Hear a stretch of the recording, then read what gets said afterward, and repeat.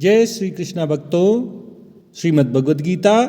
अध्याय 6 श्लोक 37। अर्जुन उवाच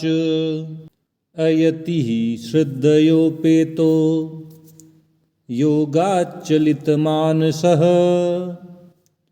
अप्राप्य योग संसिद्धिं काम गतिम कृष्ण गच्छति। अर्जुन कहते हैं कि हे कृष्ण,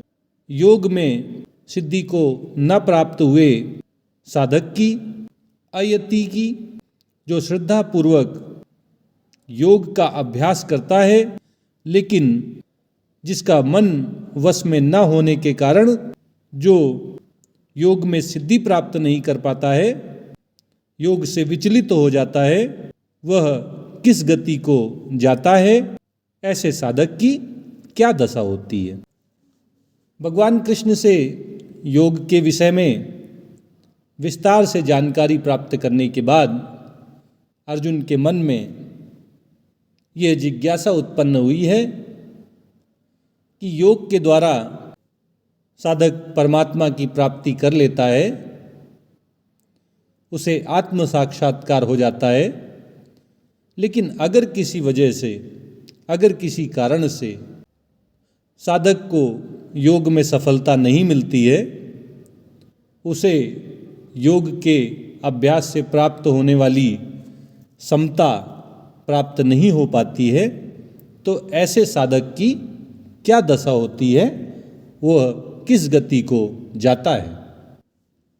और इसको पूछने के पीछे अर्जुन का उद्देश्य सभी साधकों के लिए भगवान से आश्वासन प्राप्त करना है कि जो भी आध्यात्म के मार्ग में आगे बढ़ रहे हैं, योग के अभ्यास में लगे हुए हैं, समता रूपी योग प्राप्त करना जिन्होंने जीवन का लक्ष्य बनाकर अभ्यास करना प्रारंभ कर दिया है, अगर वह किसी भी कारण से योग में सफल नहीं हो पाते हैं, समता रूपी योग प्राप्त नहीं कर पाते हैं, तो कहीं ऐसा तो नहीं कि उन्हें न माया मिली न राम। ऐसी स्थिति का सामना तो साधकों को नहीं करना पड़ जाएगा। इसलिए अर्जुन भगवान कृष्ण से जिज्ञासा व्यक्त करते हुए कहते हैं कि हे कृष्ण, हे जगदीश्वर, कृपा करके आप मुझे बताएं कि योग में असफल हुआ साधक जो श्रद्धापूर्वक योग का अभ्यास तो करता रहता है लेकिन जिसका मन संयमित नहीं होता है, उसके वश में नहीं होता है, और इसलिए जो योग से